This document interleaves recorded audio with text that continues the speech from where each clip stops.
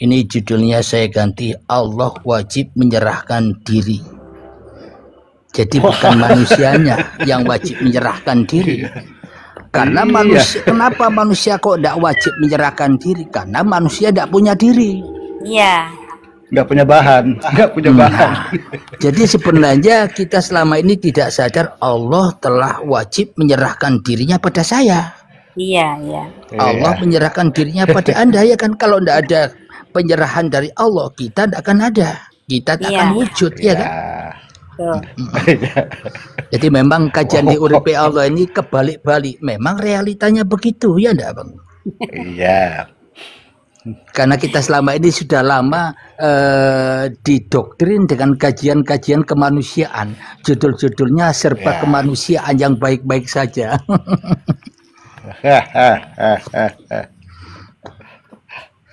Jadi sebenarnya yang wajib menyerahkan diri itu Allah, yang wajib menyerahkan dirinya pada saya. Saya mah enjoy saja. Karena yang seperti ini di Al-Quran, di Injil, Zabur, Taurat tidak ada, Bang. Saya cari bahannya tidak ada, dalilnya. Karena yang di Al-Quran atau di kitab-kitab itu kan dalil-dalil itu kan dalil kemanusiaan, Bang. Cerita manusia, ya kan? Iya. Makanya manusia selama ini kena prank dirinya sendiri. Kenapa? Karena manusianya masih gelap. Maka dari itu hidup di dalam kegelapan, natap-natap, kena metode yang seperti ini, ketatap karena masih gelap. Namun ketika manusianya sudah kembali kepada Tuhannya yang terang benderang, sudah tidak ketatap-tatap lagi, enjoy saja, ya tidak, Bang? Iyalah. Jadi saya santai saja. Jadi sahabat-sahabatku yang dibawa juga, jangan sibuk-sibuk menyerahkan diri kepada Tuhan. Uang kita tidak punya diri kok sibuk-sibuk menyerahkan diri. Ngapain? Kalau saya Pak Enjoy, saya bilang, apa yang kamu mau serahkan? Kamu tidak punya bahan. Iyalah, artinya nggak punya modal. Hidup, gitu. Andilmu apa? Apa? Sahammu apa? Betul. Alhamdulillah. Jadi sama dengan begini, Bang. Selama ini kan seluruh manusia di dunia ini, terkhususnya yang punya agama dan bertuhan, selalu menyembah Tuhan. Namun di sini saya tidak butuh menyembah Tuhan karena Tuhan yang wajib menyembah saya, ya enggak? Saya karena kita persembahannya. Bang Ison. Saya cerita sedikit ya, Bang Ison, sama silakan. Enjoy sama Bang Espodeng kan. Saya dulu kan belum paham yang kayak gini kan, kajian atas kayak gini. Jadi guru saya bilang gini, kamu harus usuklah sholat, kata dia. Terus saya jawab, kemana mau husuk Ustadz? Aku aja pas takbir menghayal jiwanya, saya bilang kayak gitu kan. Setiap 5 waktu itu saya kerjakan nggak pernah fokus, saya bilang. Tapi nggak tuntas juga dia arahkan saya. Masih mencari terus. Terus sampai sekarang setelah udah dipahamkan sama Tuhan itu sendiri. Kadang disitulah semua jawabannya yang sudah ke saya lewati gitu kan. Oh kayak gini rupanya, baru gitu aja dalam hati awak gitu, ngomong terus. Manalah kita mau usuk, sementara hidupnya Tuhan, badan ciptaannya Tuhan, apa yang kita serahkan? Iya, aneh kan kalau dipikir. Hidupnya Tuhan, badan ciptaannya Tuhan, mana kita punya?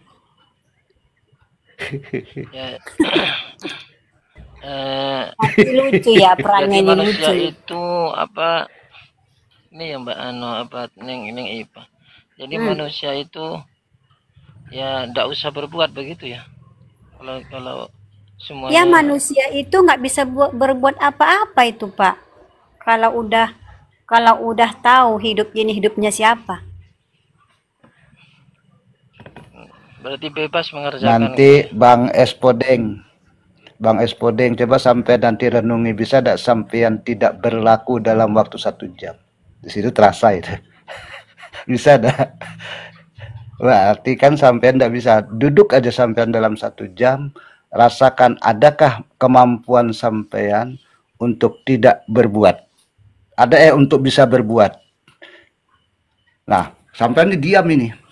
Nanti tiba-tiba bisa jadi anak sampean yang merintahkan.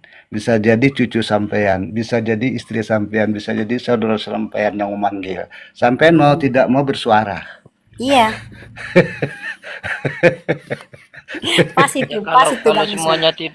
semuanya tidur kan nggak ada yang ganggu. Tetap aja sampean, tetap aja sampean. Makanya ketika tidur itulah nanti buktinya sampean tidak ada lagi. Sampai tidak bisa melihat lagi diri sampean. Di situ sebagai pembelajaran sampean. Iya, Jadi sampean itu saya mengalami dan dialami oleh orang-orang yang bersama saya. Coba kamu 1 hari saya minta 12 jam dari pagi sampai sore. Kamu coba berbuat baik. Bisa enggak? Berbuat baik ya saya bilang, kamu berbuat baik. Dicoba sama mereka karena mereka sangat menurutnya mereka coba. Tidak mampu guru katanya. Nah, besok kalau kamu tidak mampu, jawabanmu saya tidak akan jelaskan dulu. Besok kamu berbuat lagi jahat dalam 12 jam. Waduh, tidak mampu juga guru. Baru saya jelaskan. Kenapa kamu tidak mampu? Berbuat baik saja kamu tidak mampu, berbuat jahat dalam waktu, itu bahasa ya, saya bilang itu pemahamannya. Tapi setelah, nah berarti semua perbuatan benar enggak? Saya bilang, benar enggak perbuatan siapa? Iya, Coba kamu Tuhan, kaji Pak. lagi. Saya tidak butuh jawabanmu, kamu renungin lagi. Masya Allah, benar. Saya pernah itu tidak mau berbuat baik, mau berbuat jahat. Saya tidak mau peduli. Tiba-tiba datang anak saya, ndak tega saya itu ndak ngasih uang karena kebetulan es krim ada di depan saya. Iyalah. Ayo, mampu ndak kamu? Saya bilang nahan. Mampu ndak? Waduh, katanya nah di situ saya bilang kalau mau tahu, mau melihat. Ayah saya bilang, Ya, kamu menghadapi keadaan. Bang Son. Datang tamu Ya. Ustadz. Alhamdulillahirrahmanirrahim. Jadi nanti itu Waalaikumsalam. di akhirat itu ada siksa dan apa namanya, ada balasan baik itu gimana? Ya, sebelum saya jawab, kita sambut dulu abang-abangku, Bang Lalu, Bajang, dan Bang STT Gendaun. Salam hormatku, sehat selalu dan bahagia selalu. Perkenalkan diri abangku. Iya, salam kenal dari Blitar, Jawa Timur. Alhamdulillah. Kita belajar bersama di sini. Salam kenal Bang dari Pasuruan. Mungkin ada yang mau disampaikan abangku, Bang Lalu juga. Assalamualaikum warahmatullahi wabarakatuh. Waalaikumsalam warahmatullahi wabarakatuh. Ya, salam kenal, saya dari Lombok. Yang sebenarnya mau ikut tadi pendengar saja, tapi karena ada undangan ya saya ikut gabung sudah di ruangan. Mudah-mudahan mungkin nanti ada yang bisa saya sampaikan juga, mungkin ada beberapa. Iya. Saya mendengar dulu, Ustadz Enjoy. Alhamdulillah, terima kasih Abang Lalu. Abang Daun Segar, salam hormatku, sehat dan bahagia selalu. Kita bersama-sama belajar di sini. Perkenalkan diri abangku. Ya, assalamualaikum warahmatullahi wabarakatuh. Waalaikumsalam. Waalaikumsalam warahmatullahi wabarakatuh. Ya, saya kenal Bang Enjoy itu saat itu di Komalnya itu Tauhid Kuntum itu saya udah seneng itu dengar narasi-narasinya, makanya langsung saya klik. Saya pingin nyimak terus kayak gitu. Sebenarnya saya juga kalau untuk bernarasi itu kurang pintar gitu, makanya saya pingin nyimak di atas dulu sementara ya. Ntar kamu Sama pertanyaannya. Sama kita Bapak Daun Segar. Sama-sama belajar abangku. Iya. Kita jawab dulu Abang Espodeng tadi. Apakah besok ada akhirat? Iya. Ya enggak? Ya. Nah, jadi sebenarnya dunia dan akhirat itu tidak terpisah. Hidup dan raga itu tidak terpisah. Manusia dan Tuhan itu tidak terpisah. Karena selama ini kita memahami daripada sudut pandang kemanusiaan seolah-olah akhirat itu nanti. Balasan itu nanti. Logikanya begini.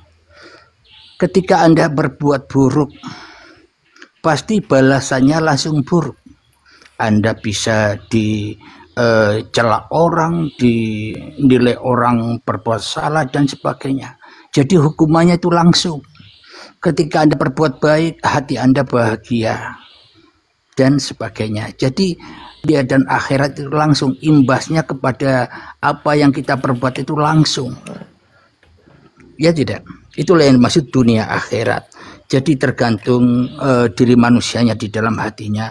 Bila masih ada manusianya berarti manusianya belum sampai ke akhirat, maka masih tersasar atau masih gentayangan di dunia saja. Begitu abangku. Lanjut, yang lain mungkin ada tambahan. Iya, ini yang berhubungan dengan manusia. Ketika orang itu berbuat jelek kepada manusia, jelas nanti mendapat perbuatan jelek juga dari manusia, kan begitu. Tentang perbuatan kita, misalkan ada di perkataan-perkataan para ustadz itu, orang yang beramal baik, orang yang beramal jelek besok akan dibalas dengan surga, begitu.